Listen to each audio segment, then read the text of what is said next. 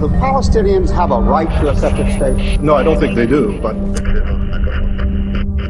Israeli officials, starting with Prime Minister Benjamin Netanyahu, are now openly discussing the ethnic cleansing of Palestinians in Gaza. 5, 4, 3, 2, 1.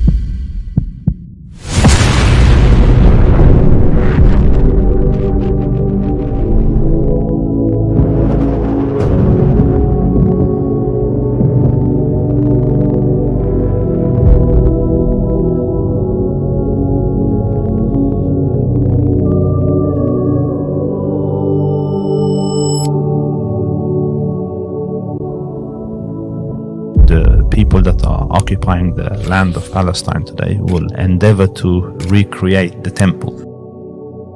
We'll all see the building of the third temple in Jerusalem very soon.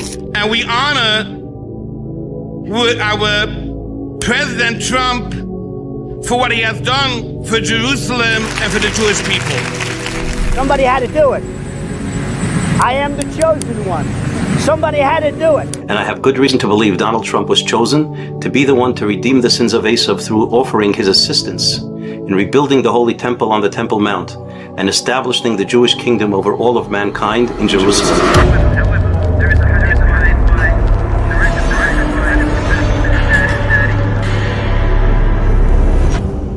When it is recreated, they will try to move to their next ambitions, which is the Greater Israel.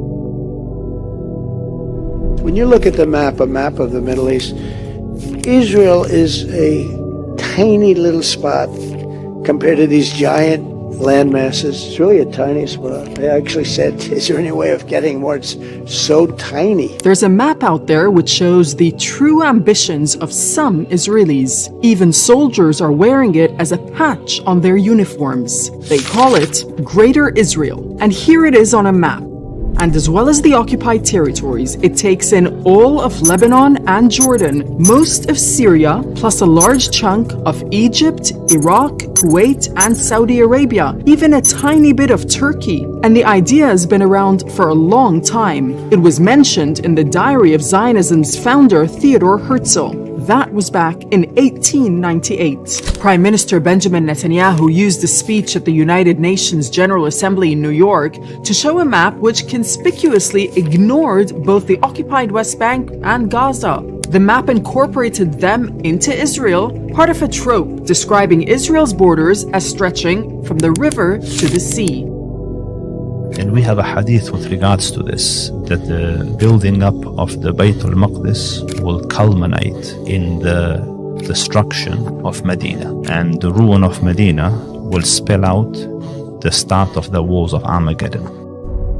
Of the things that the Israelites are trying to do is, their belief is, or at least some of them, that if they become worthy of the Messiah will come back. So part of the things that will make them worthy is if they rebuild the Temple of Solomon.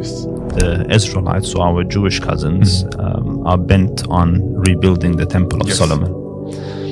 And we have a hadith with regards to this, that Umranu Bayt al-Maqdis kharabu Yathrib. That the building up of the Bayt al-Maqdis will culminate in the destruction of Medina. When you try to marry this hadith and the beliefs of the other faiths, and also see what is happening on the ground today, one of the possible scenarios becomes that the Zionists or the people that are occupying the land of Palestine today will endeavor to recreate the temple. And when it is recreated, they will try to move to their next ambitions, which is the Greater Israel. And because notice that the Messiah to them is a global king, it is not a localized king. Like he will reign over the world. The construction within Jerusalem will prompt the destruction of Medina. So this is something like very new if you can walk us through this, what exactly is this referring to? The hadith is found in the authentic books of hadith. عمران بيت المقدس خراب يثرب وخراب يثرب خروج الملحمة وخروج الملحمة فتح القسطنطينية وفتح القسطنطينية خروج الدجال. So the hadith says that the building up of Bayt al-Maqdis. Bayt al-Maqdis is the temple of Jerusalem, or the mosque in Jerusalem, if you like. Literally, the Bayt means house, Maqdis from Muqaddas, as in the holy house, referring to Masjid al-Aqsa. So the rebuilding of that will culminate in the destruction or the ruin of Medina. And the ruin of Medina will spell out the start of the wars of Armageddon.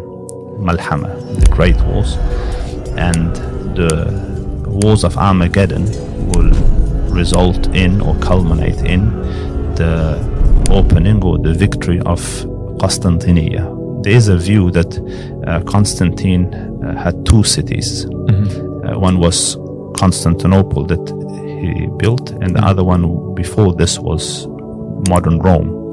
So irrespective of how you look at it, the city of Constantine will fall open, and then that will bring in the age of the Dajjal. But it is linked, I believe, on a practical level to the story of Greater Israel, because the building of the temple will mean that they have got rid of all resistance around Jerusalem, and they have succeeded in building the temple and building up the areas around it, perhaps.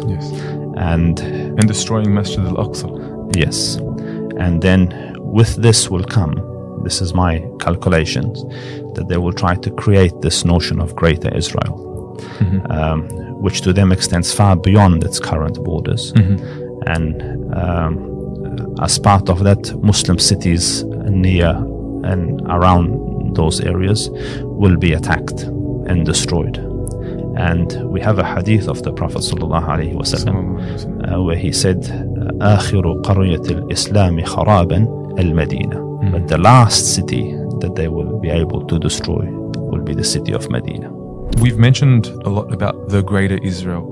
Just to give a bit of information on what is the Greater Israel, we've seen recently Israeli soldiers in Gaza have badges with a map of the Greater Israel. We saw the finance minister. Very different from the current borders. Yes, and I get very triggered about the quote, from the river to the sea. This is far beyond the river to the sea. Yes. And they're calling for, potentially taking over parts of Jordan, parts of Syria. We saw the finance minister deliver a talk with a map of the Greater Israel on this podium. So walk us through this. What is the fascination behind it? What are they trying to do and why? Greater Israel started like its inception when the British Mandate came into effect in 1918. And everyone knew, you hear this on Churchill's actual words, that they will not be kept local at that stage. They will expand.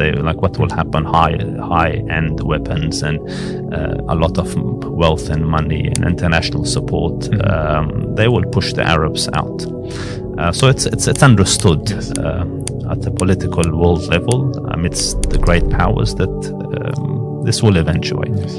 So they are driven by not 1948 borders, not 1967 borders. They are driven by Greater Israel borders, which comes out in the statement of some settlers, which comes out in the statement of certain rabbis, which comes out in the statement of politicians.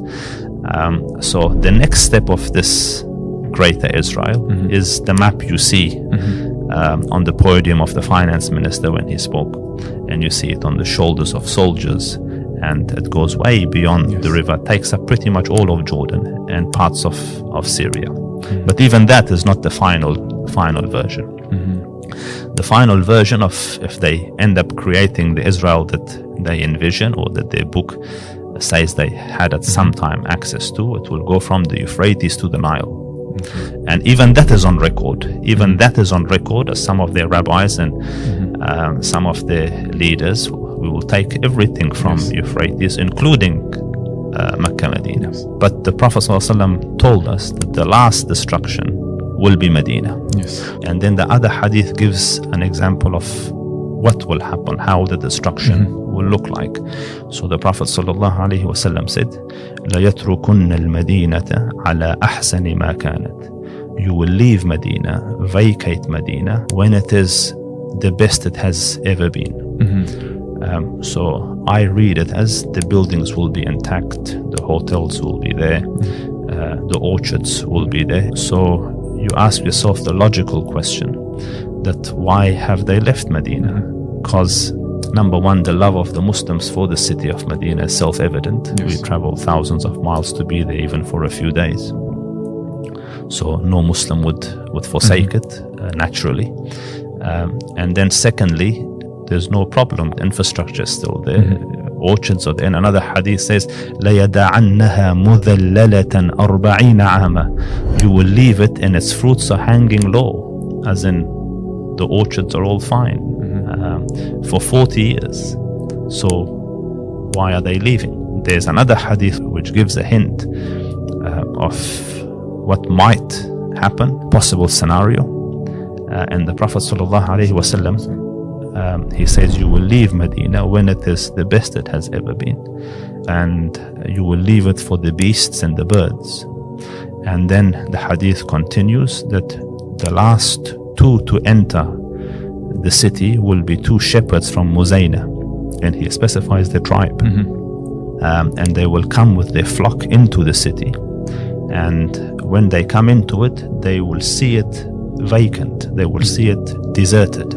There's another reading of this hadith, as in it could possibly mean that when they come into it, their animals will become wild, like the tamed sheep will become wuhush, and by the time they leave the city of Medina and reach Thanayat al-Wada', the limit towards which the guests were taken to in the olden days, like before they left the city, they used to be walked out.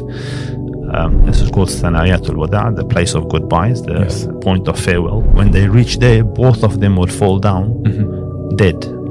So if you think about it and analyze it, the city is vacant, it is built up, so much so that the hadith says that a wolf will come and urinate on the minbar and no one will be there to stop it.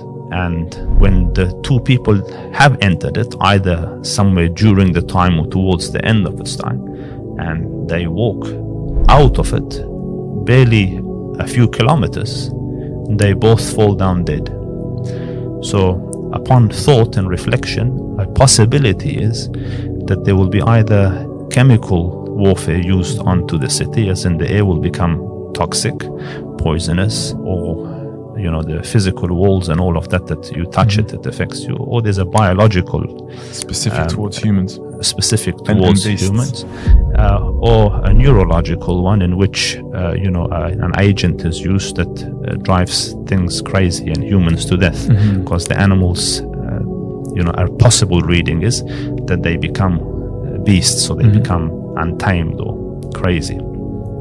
So that is the culmination of the Umran of Bayt al-Maqdis and Kharab Yathrib. Okay. And this would obviously then trigger, you mentioned the battles of Armageddon, like post-apocalyptic wars, and then the opening of Constantinople, whether that is whichever one it is, and then the arrival of the Antichrist. That's right. The destruction of Medina will result in the awakening of the Muslim to the point where they will gather around righteous leaders. So the Prophet ﷺ informed us that this matter will not end until 12 guided khulafa have come into existence. There's obviously different beliefs on that did they come from the time of Abu Bakr and you just count 12 there, or you look for 12 righteous people in Muslim history, or will they come as a cluster at the end of time? My belief is that they will come as a cluster at the end of time, because the Prophet ﷺ, when he mentions the hadith, says the matter will not end, as in towards the end of time. This is what will happen. So when the destruction of the last city of Islam happens, as in Medina, people will gather around the leader in the Hijaz, and 12 such leaders will come one after the other. So an age will come of Khilafat again. That age I believe, will start when the last city, as the Prophet promised, because no more cities of Islam will be damaged after this. And then the 12 rightly guided will come, one after the other. So you will understand that the Ummah is in tatters, so they will rebuild. Yes. And it will take at least 40 years, because Medina will be in ruin for 40 years. And then Medina will become populated again. And then the Dajjal comes eventually. And when the Dajjal comes, Medina is full again. Yes. And he will not be able to enter Medina. Medina That's will be right. a safe haven. So what it shows is a long time will pass, and this is where the 12 can fit, as in the 12 rulers, the culmination of which will be the Mahdi. The last of the 12 leaders that will come will be the Mahdi.